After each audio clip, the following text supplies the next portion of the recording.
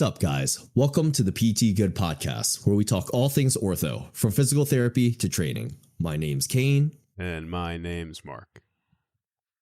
So, Mark, what is on the agenda for today? Kane. Today, we're going to be talking about cervical radiculopathy. We're going to talk presentation. We're going to talk about what we see clinically. We're going to talk about, some things that we see that extremity presentations that get misdiagnosed that are actually a cervical radiculopathy. We got some good stuff today. So, Kane, why don't you start us off? I think sometimes people get kind of caught up in terms of just radiculopathy in general, maybe more often than cervical, is that they see a presentation and they're not really sure if it matches up with the textbook presentation of radiculopathy, and it can kind of get confusing clinically. So why don't you start us off? What's the textbook presentation of a cervical radiculopathy? Oh, man. So we talked about it briefly during our lumbar radiculopathy episode, but I just want to put it out there that there is a difference between radiculopathy and radiculitis for us when we're discussing it. The clinical term that we use is as all-encompassing is radiculopathy. It is considered to be painful, but if you really want to get into the nitty-gritty of it, radiculopathy is supposed to be painless with a change in a myotomal or dermatomal pattern. And then radiculitis is like an inflammation that presents with pain that travels usually down a nerve pathway, right? And so, where with the radiculitis, you wouldn't need the compression aspect. Yeah. I think that just understanding that both can exist is good, but it's not something that we typically see. I know, for example, my own self, I don't see a true radiculopathy super often. It's maybe 1 to 2 a year, somewhere around there. Yeah, where they would have decreased, you talked about myotomes or sensation. They have a decrease in these aspects that would lead you to think that there's some degree of nerve root compression contributing to that decrease in function. Yeah, and usually the weakness isn't it's a little bit weaker than the other side. It's profoundly weaker, typically. And the patient is usually saying it feels like I can't pick up my foot, or I can't support my weight and it feels like my leg is going to give out on me. Something along the lines of that. It's something that you're this doesn't seem normal, right? And that's where some of your red flags may be popping up a little bit more. But yeah, for a lot of radiculopathy cases, I don't see it being the common presentation that we typically would see in our textbooks, at least not in the clinic, right? And so, like I said, differentiating between the two, I think, is helpful. But during this episode, just like the last one that we discussed, we're primarily going to be using radic as our umbrella term. Anything you want to add to that definition, Mark? No, just like I said, reason cervical radiculopathy as that, like you said, the umbrella term. I think that's what it gets referred to clinically. Like we've talked about in the lumbar episode, anytime somebody has pain in their extremity that's of a spinal source, if it's in the upper extremity, it's referred to as a cervical radiculopathy. If it's in the lower extremity, we call it lumbar radiculopathy. We recognize the nuances between radiculopathy and radiculitis and peripheral nerve compression, things like that. But yeah, just for the purposes of the discussion today, we're gonna use radiculopathy. Okay, so that kind of brings us, we talked about the common textbook presentation, right? And then usually, like we said, it follows a dermatomal pattern where they may have decreased sensation, numbness, or tingling that follows within the specific nerve roots that are potentially being compromised. And then after that, you may notice the same kind of thing in regards to their myotomes, weakness at the similar myotomes that you're testing. But I don't know, Mark. That is not typically something that I see in the clinic. I don't know about you, but maybe the numbness and tingling that follows somewhat of a pattern, but it's usually pretty diffuse. And the strength, I usually don't notice a huge difference in strength. It's usually just painful for them. Yeah, diffuse is a perfect word for I can see, especially when it comes to the sensation component, is it overlaps, right? It's like sometimes it's, or it's multiple quote unquote dermatomes, and it doesn't fit that exact, it's not like in school you sit there and grab a marker and draw on your arm and, you have this perfectly laid out map of sensation of dermatomes. When you see these radiculopathy presentations, it's usually not like that. So like how I hinted at the beginning, sometimes people coming out of school or even I've seen like experienced clinicians where they have a presentation and it doesn't fit an exact dermatomal myotoma pattern, and they immediately rule out like, oh, it can't be nerve root, it can't be a central source because it's not fitting this pattern. Well, it's really not the case. I mean, we have data and research on how these are mapped out just from when the development of the nervous system, and these presentations or the myotomes and dermatomes, or I guess more so dermatomes, are represented on the individual level, and there's a large amount of variance. Just because it doesn't fit a specific pattern doesn't mean it's not radicular in nature. And when it comes to testing, again, you have to keep that in mind. I like to keep it basic, and it's just like, okay, if someone if they have tingling, if they have numbness, if they have pain in a certain pattern, that's their pattern, if we want to get some kind of clinical correlation, if it's necessary when it comes to the nerve root level, we can, but just keeping in mind that there's a decent amount of variance, and it depends on the individual, where the sensations affected, things like that. It's something important to keep in the back of your mind. When it comes to myotomes, I find that, that I can, how should I put it? I mean, because you're only comparing maybe a single muscle group when it comes to the myotomes. I find that, usually if you have neurologic weakness, when you're testing a single muscle group, I find that can be relatively reliable when you're testing it on your own. But one thing I have noticed is, I'll have someone come in and they have, let's say, wrist flexion weakness, but then, that's supposed to match up with elbow extension, and it's not a peripheral nerve issue, but then their elbow extension's fine, right? So like I see things like that where it's like, oh, well, I was taught that these muscle groups are innervated from the same spinal nerve, or the same root, sorry.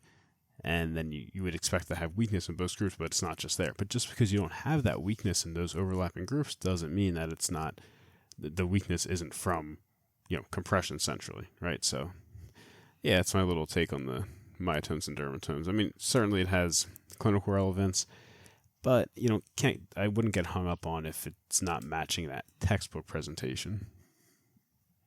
Yeah, I definitely agree with that. Now, I think that there is a textbook clinical presentation, which is like the more common presentation of Radic that is like easy for everyone to be able to pick out, and this goes the same way for the lumbar Radic, which is pain that radiates downwards, where they get numbness, tingling, burning, anything like that, any nervy kind of symptoms, so where they may even describe their symptoms as like electricity even. Now, I think that for cervical, that definitely is like the most, like, if you miss this as a Radic, I think we're having a problem for sure, because if you can't diagnose this or understand the how it can present, you're probably going to treat it in like a roundabout way that isn't going to directly address the problem. So let's get this out of the way. The primary one that you need to be aware of for cervical Radic is where you're having pain that goes from their neck and goes down their upper extremity in some way, shape, or form, right? I think that is easily the most common, at least the most easily identifiable presentation that we're going to see here. is there anything that you would recommend for people if they're having difficulty being able to identify that specific presentation is a radicular one, Mark? Well, I think what you described is pretty self-explanatory, right? Like if neck pain, arm pain, right, running down, nerve type pain, the quality of pain, like you mentioned, yeah, I mean, it's kind of it's a gimme there. The one thing I want to add is that if someone has pain along the medial border down to the inferior angle or superior angle, especially like interscapular pain, that's a cervical referral pattern, right? That's a pattern of peripheralization where it would start by going out to your shoulder, then straight down. I mean, I said textbook to about the acromion, then down to the shoulder blade to the inferior angle, and then down the rest of your arm, right? So anytime someone coming in with any kind of scapular related pain, mid-thoracic, or I guess I forget what the paper is. Maybe it's like what's inferior angle? T7. So let's just say T7 and up. Until you've ruled out the cervical spine, it's cervical until it's not, and then you can start to move thoracic. So I think that presentation is missed quite commonly, and someone comes in like, yeah, it hurts right near my shoulder blade, right on the inside, right on the bottom of my shoulder blade. Yeah, that's a cervical referral pattern. So that's something I want to throw in there as well. Brother, you jumped the gun. So I got too excited. I was thinking about it all day. That is definitely something that is very commonly missed, and it is treated as like a shoulder pathology, right? As Mark and I were planning out this episode, he's every single time he's like, no, periscapular pain. It's gotta be there. So I knew he was gonna get too excited as soon as he started talking about it. But yes, that is a very commonly missed presentation. It follows a lot of the same type of things that you would see in that like common radicular presentation that we were just mentioning, right? And the fact that it radiates from the spine, and it can definitely go about in a couple of different ways. So similar to what Mark said, it can run down the neck and into the shoulder blade, and then after it can go back around and down the upper extremity. I've seen other presentations that actually the patient describes it as it's running down from their neck to their shoulder blade and then down into their like lower thoracic spine, sometimes even in their upper lumbar as well too. But I think that those are a little bit less common. But that's why I didn't necessarily want to touch on it just yet. But it does fit in very, very nicely into what you would expect a radicular presentation to have. So, but yeah. I mean, most commonly, right? Neck pain, arm pain, right? Arm, forearm, hand, whatever it is. Yeah. Yeah, for sure. Now, based off of these symptoms, I think it's very common, and I think it's also like understood that for radicular symptoms, when they radiate, they can go all the way down to the tips of your toes, and in this case, the tips of your fingers, right? So anything that radiates down into the upper extremity, I would definitely want to rule out cervical radic first, just to make sure you know what you're working with. Can I interrupt you real quick? Absolutely. This popped in my head. Again, with when we talked about textbook presentation, I think this adds into the question you asked me as well.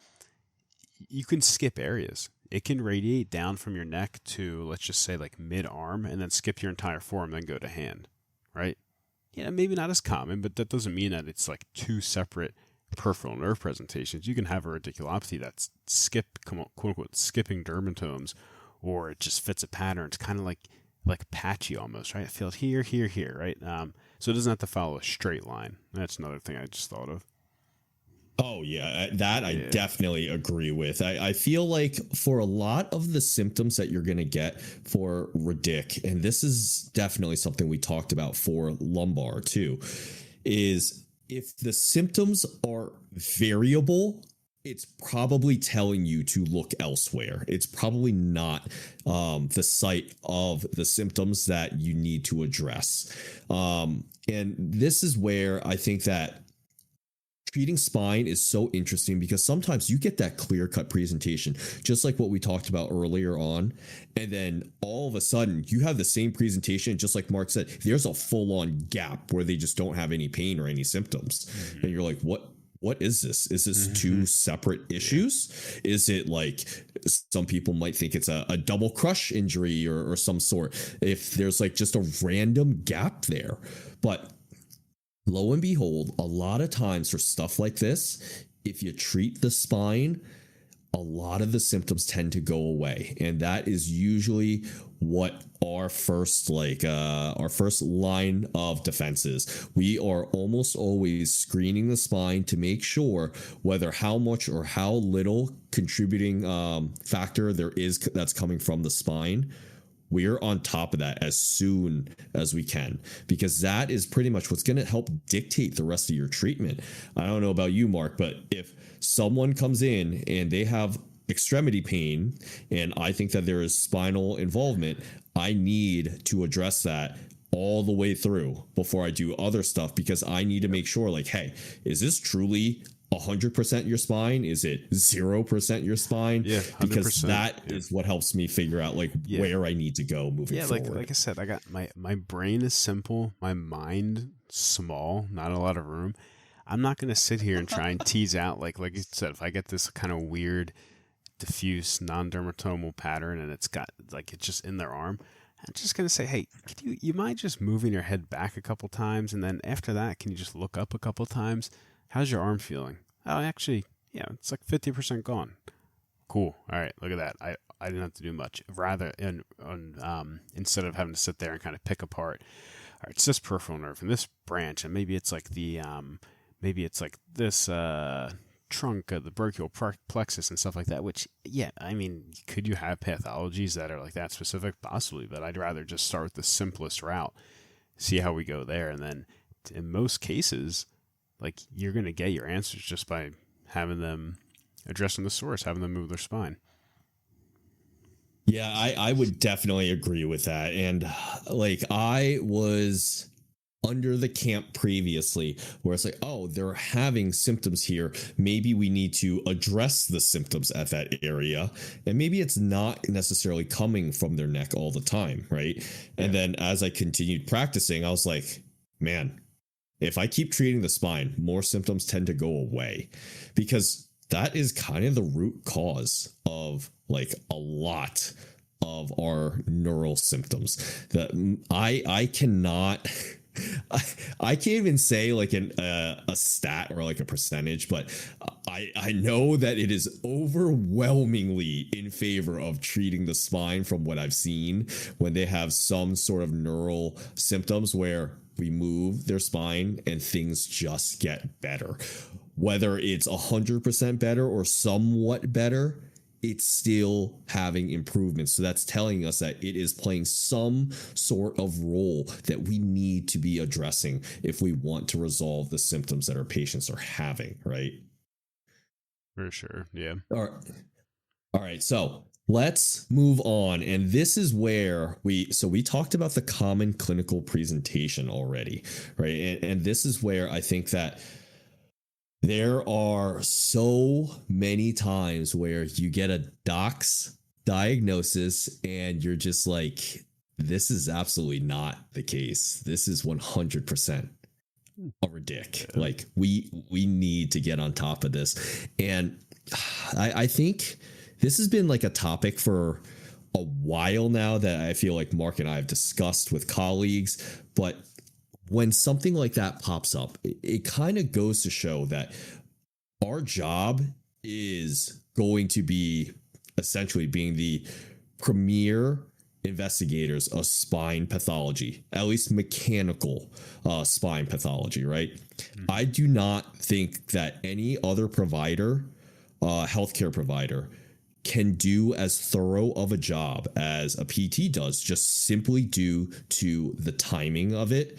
Like, we just have so much more time to spend with our patients, and then B, our training for it, right? I think that really does go a long way in helping patients who are misdiagnosed get the correct treatment instead, right? And this isn't something that I'm here to kind of gloat about or anything like that, but it's kind of just the reality of the situation where so many patients, they just get so many different diagnoses. Like everything is a bursitis, everything is a tendinopathy, and then that's kind of it, right? Like there's no.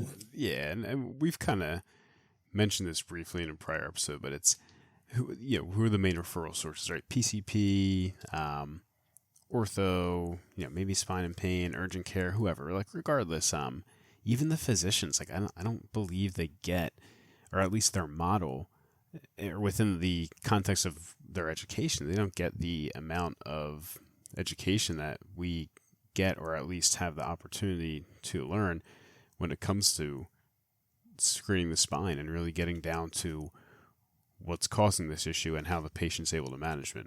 So yeah, we're in a unique position. We get more time. I think we have better, or at least a more targeted training and approach to addressing these issues, and teaching the patient to manage it on their own. Oh, for sure.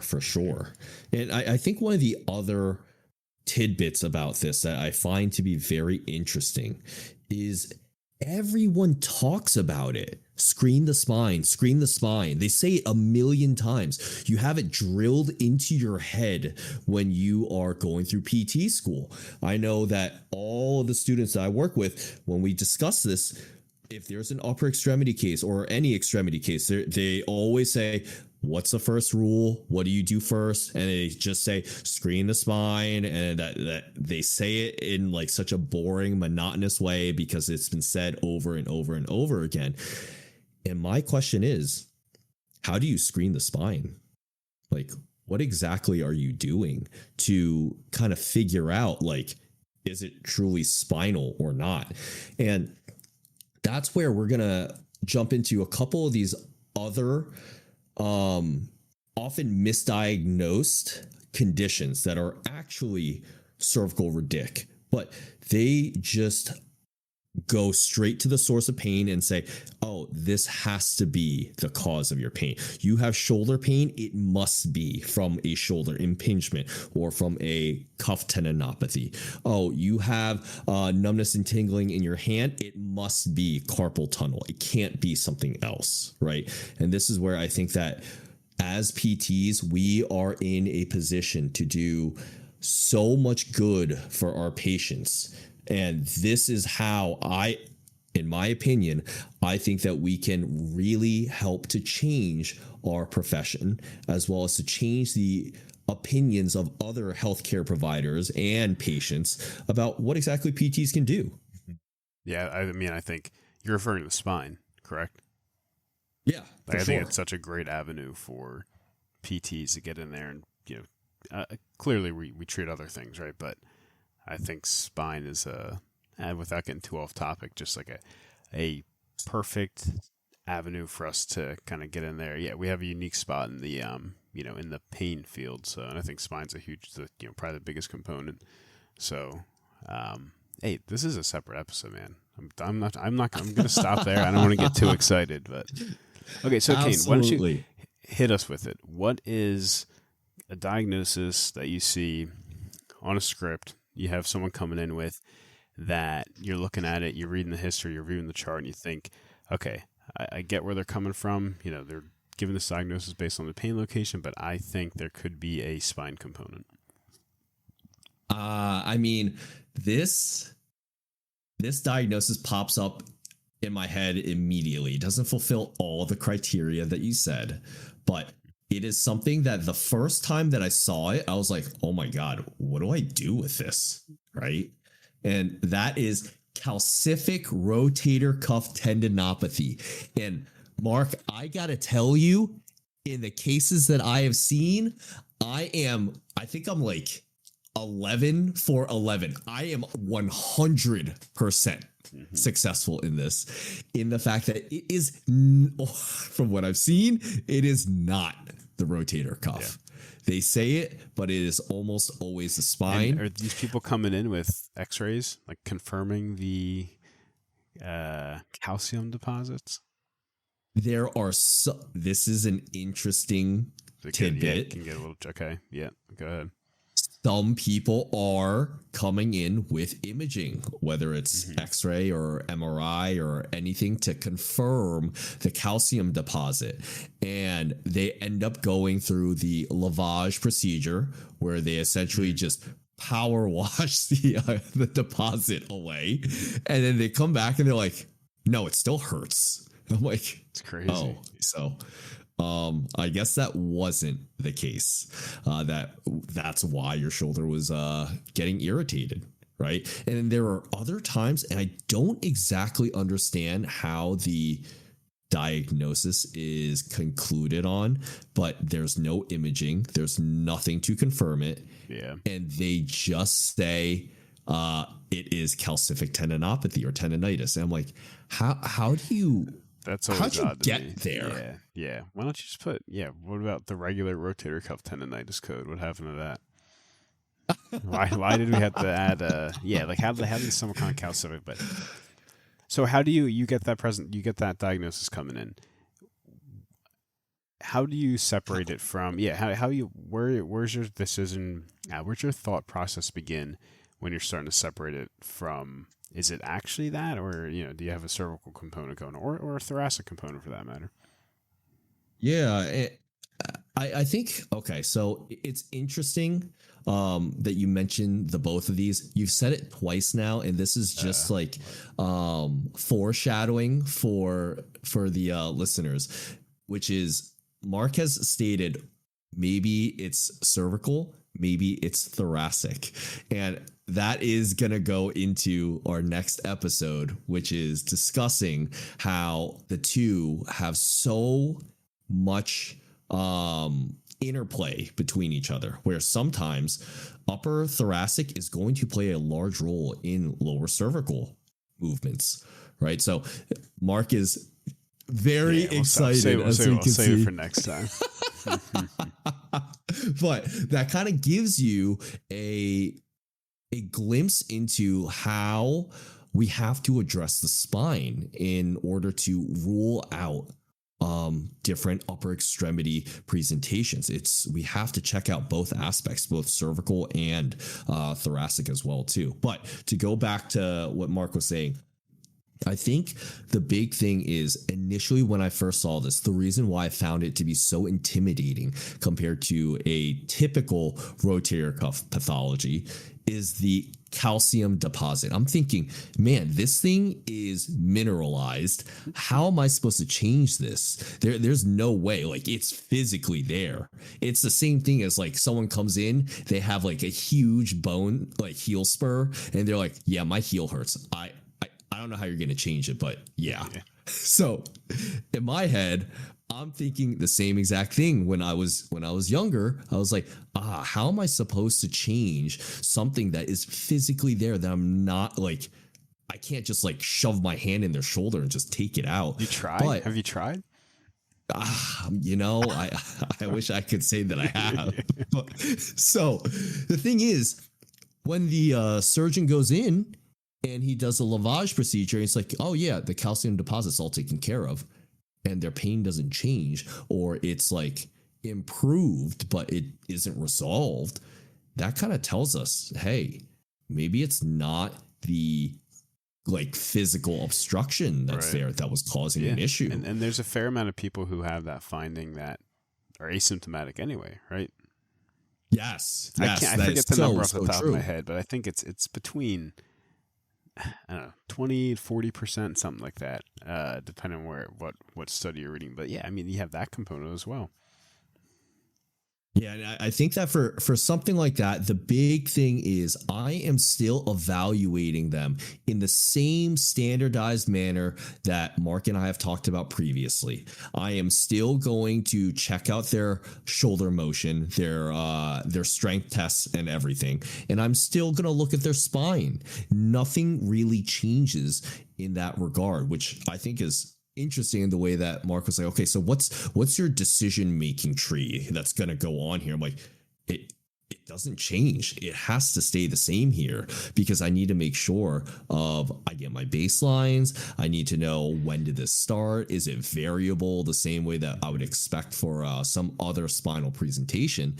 And like I said, I have so far a 100% success rate, knock on wood, that it is a spinal source of pain. It is not coming from their shoulder. And like I said, seen it for people who have gotten the lavage procedure and seen it from people who haven't gotten that procedure done. And usually when they haven't had the procedure, honestly, either or, I usually have the conversation with them where I'm like, hey, so you got the procedure done, nothing has changed, or you got a little bit better. I moved your neck around and then all of it's gone. So that's kind of telling us that a lot of your symptoms were coming from your neck.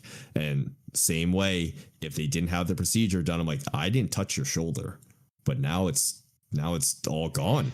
Right. Yeah, so you're saying even though someone comes in, they got this not weird diagnosis, maybe unfamiliar diagnosis, they have imaging findings that are quote unquote confirming this diagnosis, it doesn't mean you change your evaluation process. You're still going in, you're having them move their cervical spine, the end range movements repeatedly, you're gauging symptomatic response. It doesn't change how you approach a patient.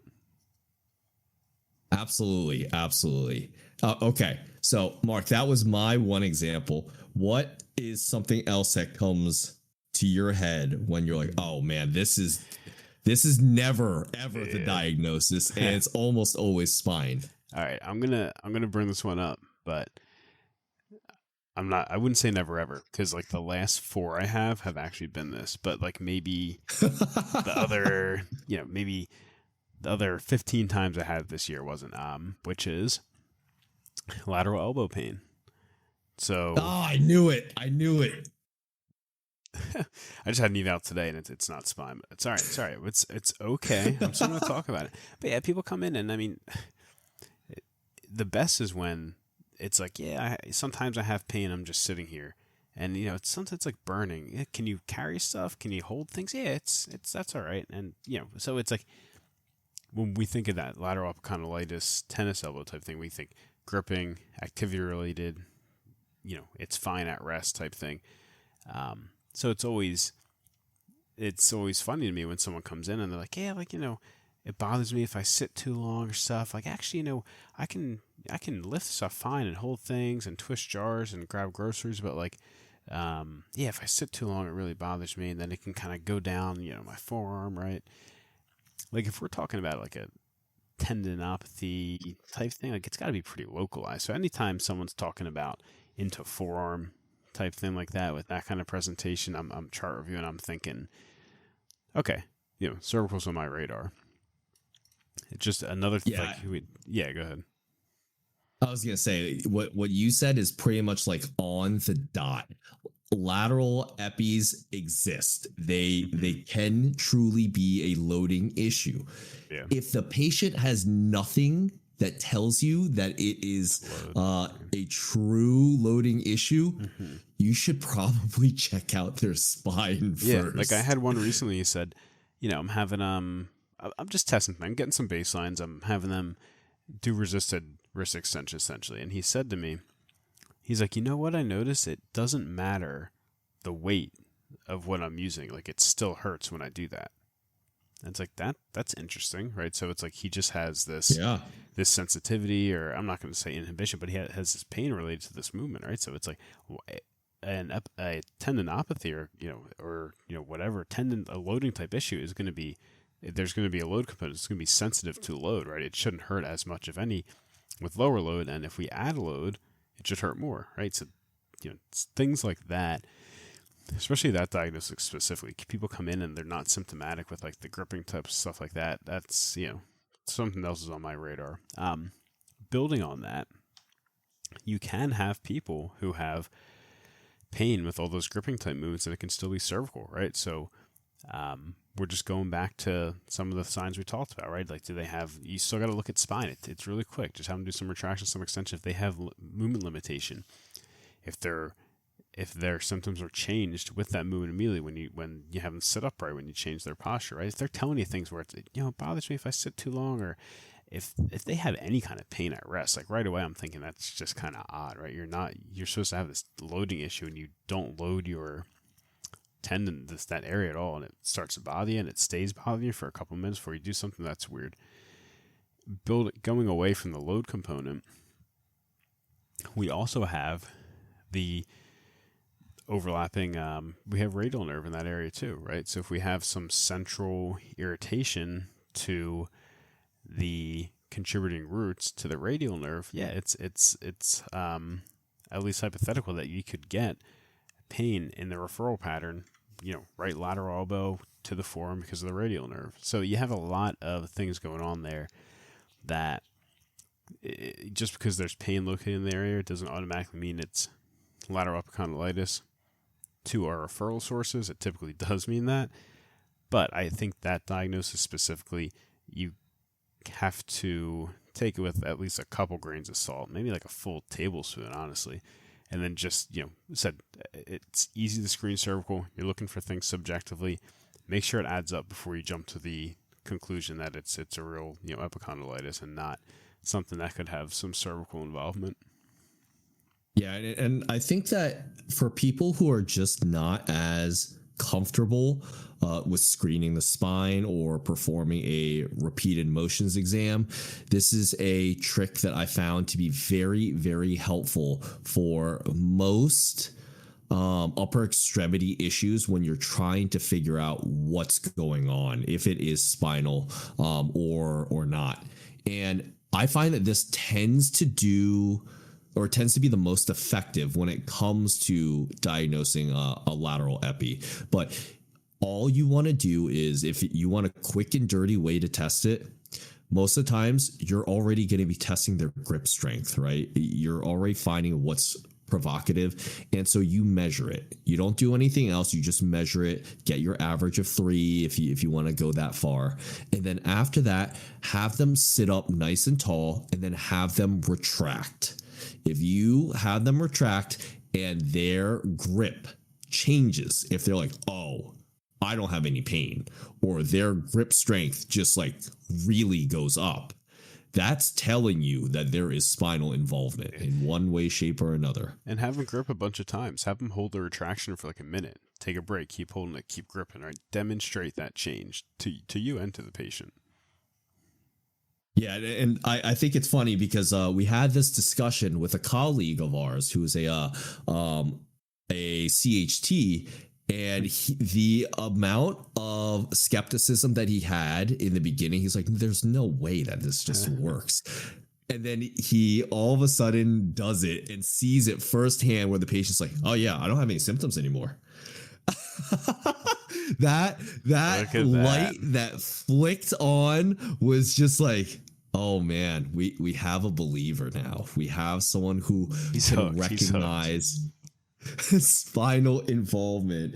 And that's where you become so skeptical of these common presentations where you're like, why isn't this getting better? Why is this such a stubborn case of tendinopathy? It's not tendinopathy. Yeah, because what is the natural history for like lateral elbow pain? Isn't it like 1.5 to 2 years? Maybe these things just aren't being classified or treated properly. Maybe that's why it's so long, right? I mean, that matches up almost with like radiculopathy, right? Maybe it's just not getting treated appropriately.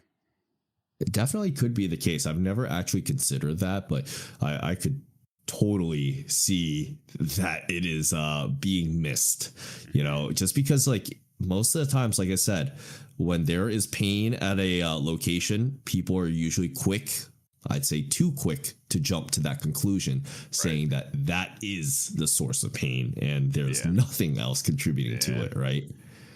Yeah. All right. What else, Kane? I'm liking this. What, you got another one for us? Oh man, I think, okay, so we talked about the calcific rotator cuff tendinopathy. I think all of the shoulder issues kind of pop into that category as well too. Okay. So just so that we mention it and so people are aware, I would definitely say rotator cuff tendinopathy or a rotator cuff tear even could definitely benefit from like investigating the spine. And then shoulder impingement for sure. Like so many of these are, I don't want to say that it's like postural based, but sometimes you just get their spine moving better. You get their ribs moving better. That shoulder blade just has a better place to sit and function. A lot of times their symptoms just get better. And I'm not saying that's going to go away completely.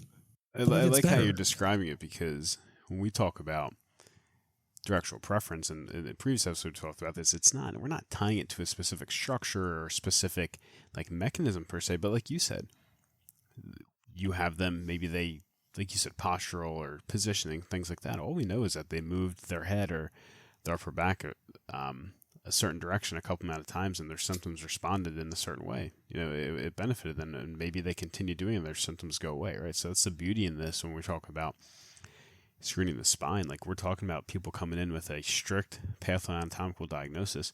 We don't need any of that. All they need to do is be able to move, and then we're there to interpret the symptoms and then guide them going forward. Yeah, so I think that understanding that these common presentations can have cervical involvement or thoracic involvement is just going to open up people's worlds in regards to all the different options that you still have. I feel like there are so many patients where you just treat their shoulder again and again and again and again. You're like, I'm done. I have nothing else for you. I'm sorry. But then you realize I didn't really do a thorough job of checking cervical, of checking thoracic. Maybe there's still something there, right? So you mentioned, go ahead. No, go ahead. Like, you mentioned rotator cuff tear, and then we're talking cervical. Like, how do you begin to differentiate that? Anything that the person's telling you, anything that you see objectively that helps you separate the two? Yeah, if it's not a traumatic rotator cuff tear, I'm a lot more skeptical. If it's traumatic for the most part, I'm like, it's probably not going to be spine. I'll still check it. Don't get me wrong, but it's probably not going to be the spine. One of the things I've found, for not to get too off topic, but for a traumatic or even for chronic rotator cuff tears, partials in particular, they usually respond really well to repeated shoulder extension, in my experience, like enough to where they are able to forego surgery completely. And I found that to be very interesting. Sometimes it hits, and when it hits, it's awesome, but sometimes, it just doesn't. But for people who have chronic rotator cuff tears, I'm way more skeptical. I'm just like, is it confirmed on imaging? Is it just shoulder pain? And then what exactly are they showing? Do they have a painful arc? Are they having any issues with their range, their strength test, anything like that? And then, like I said, move their spine. If you have them retract, and then you work on their comparable, and they're like, oh, I don't really feel it anymore. It's going to tell you something. Wild, yeah. And like you talked about grip strength with the lateral piece. Like, I like this too. It's like you have them do a full can or empty can, and then have them retract and hold it, and then retest the same thing. Yeah, quick, easy. You can see if you get a response from there. The other thing I noticed with the radiculopathies versus the cuff tears, like you were saying, is that if it's not traumatic, like, you're much more skeptical that it's actually a cuff involvement. And especially when, like, maybe it shows a tear on the MRI, but they haven't changed anything activity-wise. Their work's the same. Everything's the same regarding loading of that structure, and then all of a sudden it becomes symptomatic, which it's certainly possible. Like, it can become, reactive and just symptomatic if that tissue passes a certain threshold. But if everything's been staying the same and they haven't had any acute change in what they've been doing activity-wise, I'm much more likely to think that it's less likely the cuff that's contributing to their symptoms. At the very least, it clues me more into spine compared to those traumatic cases where it's like, okay, we have a clear event that's affecting the structure. Yeah, and I definitely think that that's a good point, because how many times, especially if I've seen this so many times actually, if it's in somewhat older patient, usually like 50, 60 plus, somewhere around there. And then they're like, oh, yeah, my shoulder's been bothering me. I hurt my shoulder pretty badly previously. And then the doc said that I had a tear. And I'm like, oh, how long ago was that? They're like 15, 20 years ago. I'm like, yeah, it's torn. Okay. Mm-hmm. So that tear's been there for a long time. What are the chances that they further aggravate it and further tore it or something along the lines of that? If there wasn't like an acute mechanism, then I am just so skeptical that all of a sudden that their tissue, just like Mark said, became reactive. I am way more likely to take a look at their neck to see if there's some sort of issue there, or at their shoulder joint itself to kind of rule that in or out and see what else we need to kind of do to find their deficits and to address it. Yeah. But I think overall that is probably like the overarching thing is, if you are seeing a shoulder, there's a good chance that you're going to have cervical involvement or thoracic involvement, to say the least. And I think that is one of those things that you should kind of take with a grain of salt to make sure that you're covering your bases. But the one diagnosis that I wanted to, it's not a diagnosis per se, but it is a presentation that I definitely think gets missed. And Mark and I have kind of alluded to it. And this isn't, like I said, not a diagnosis, but it's a presentation, and it is of isolated pain. There is nothing else. You don't have a whole lot of numbness or tingling. You just have one spot, localized pain, no traumatic incident or anything like that, and they just can't figure it out. That is to me, I feel like that is going to be a presentation that usually can stump a lot of people if they aren't comfortable screening the spine. They just see it as wrist pain, and they're like, okay, well, what do I do? I'm going to mobilize the wrist. I'm going to strengthen it. I'm going to stretch it. I'm going to do all these things and then hope for the best, right? If it's not changing, and most of the times they're just like, I don't know what else to do, right? So I think having those isolated instances of pain where things really don't match up with what you're expecting, that's when I would definitely take a look at cervical spine. What about you, Mark? How often are you actually seeing cases of isolated extremity pain like that? It pops up enough for me where I'm like, this is something that should be on your radar. Yeah, I mean, I see shoulder like speaks to me for whatever reason, like anterior shoulder pain. You know, people think like, oh, it's like bicep tendon. The biceps tendon. Or it's like, you know, it's just rubbing too much. It's just in that groove. You know, it's not having too much fun. Same thing like subacromial type pain, lateral arm pain, right? You know, bursitis or impingement or this.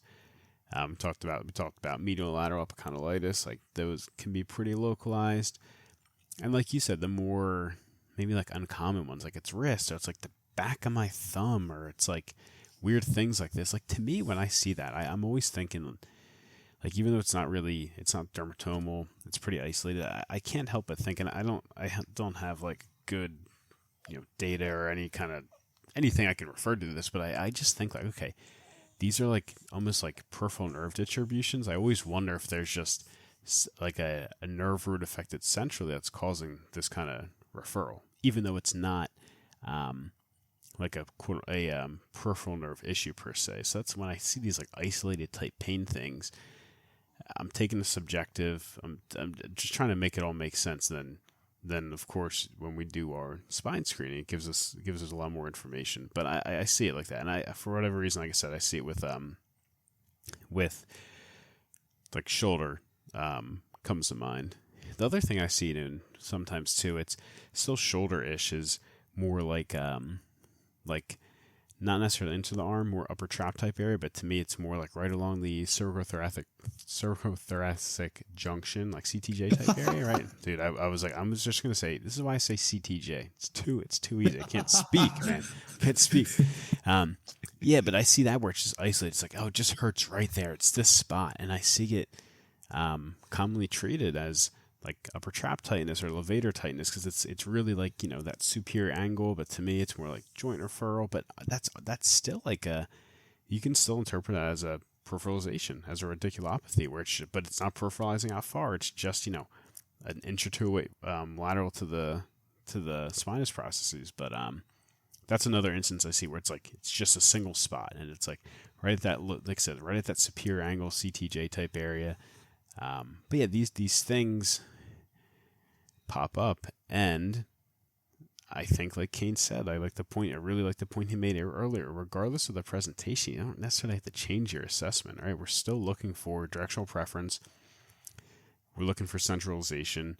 At the very minimum, we're looking for a symptomatic change, a lasting benefit in the patient's symptoms that they can manage on their own, right? So when you get these presentations and they're not exactly matching a specific pattern, whether it's myotomal or dermatomal, it shouldn't change how you're assessing or evaluating this patient, right?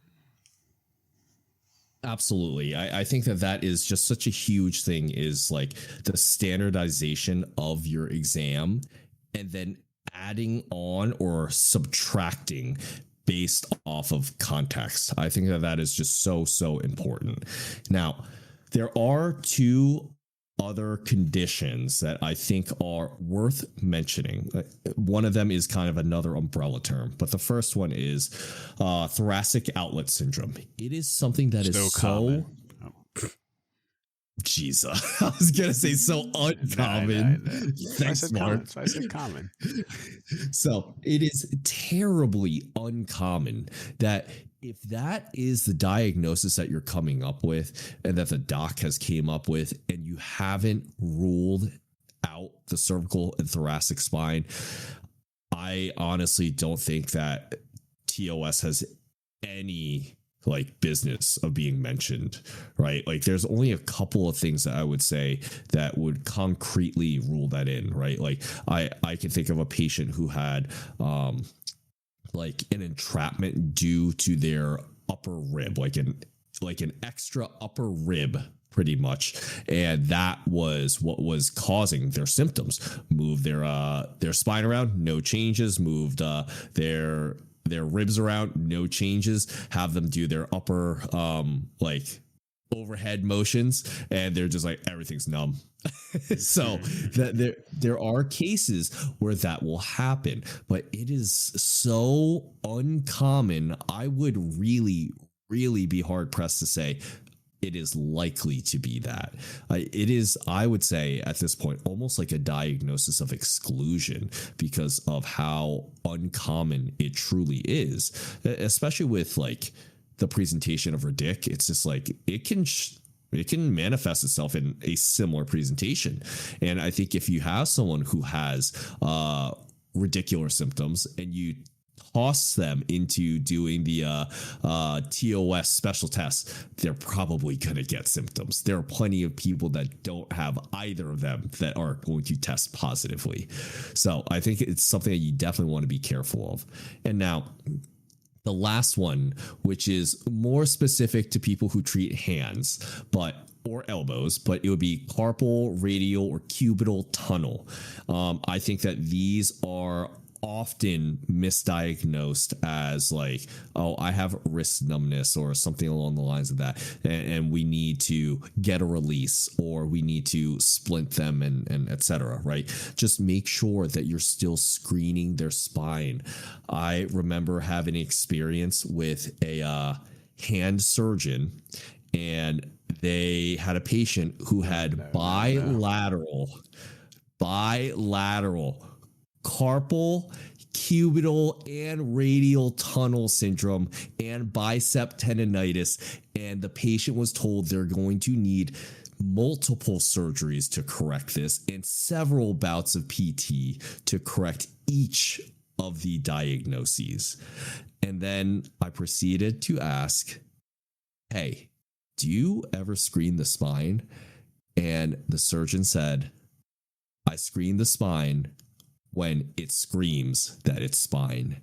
And I did not know how else to interpret the patient's symptoms at that point. Not when it screams bilateral carpal carpal cubital, biceps, whatever else, man. Yeah, obviously it's screwing that in that presentation. I can't believe you would even think to question their thought process.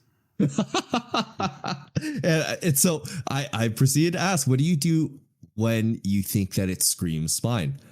I do a Sperling's and then I send them to pain and spine. And I was like, wow. So you take 2 seconds to screen the spine. That is amazing. That's actually so done. crazy to me. So that is something that I think is so commonly missed because that's just what their training is, and they're trained to identify these sources of pain as the primary symptom generator. And I think that that's where, as PTs, we can do a better job of spending our time and actually evaluating it. Yeah, like I talked about earlier, like this person's a surgeon. Neither you or I are doing surgery, right? But look, that person, they can do all the surgery they want, but they haven't had the education on how to properly identify a cervical radiculopathy using movement, right? So I think that's where we fit in. Yes, 1000%. 1000%. All right. So that covers a lot. I think most of our commonly misdiagnosed diagnoses. Mark, is there anything else that that we may have missed that popped up in your head? You know what? Nah, I can't think of anything. I'm good. I think we covered most of it. Like we said, talked about the rotator cuff type thing, just a general shoulder pain, isolated extremity pain. It's kind of weird things that popped up. Upper trap. Oh, talked about how to throw in the shoulder blade type pain. Like I said, that is a cervical pattern of peripheralization, of cervical referral pattern. I think you had to, anything shoulder blade, cervical until you've completely exhausted it. Kane talked about that at the end here. The carpal radial-cubital tunnel, TOS, rare presentations, but can all have cervical components. I think the main takeaway message we want with this episode is that you can have this large variety of presentations, right? You can have weird, diffuse symptoms in non-dermatomal, dermatomal, or myotomal patterns. It doesn't have to change how you assess and how you evaluate people. We're PTs. We're gonna start with what we know, which is movement.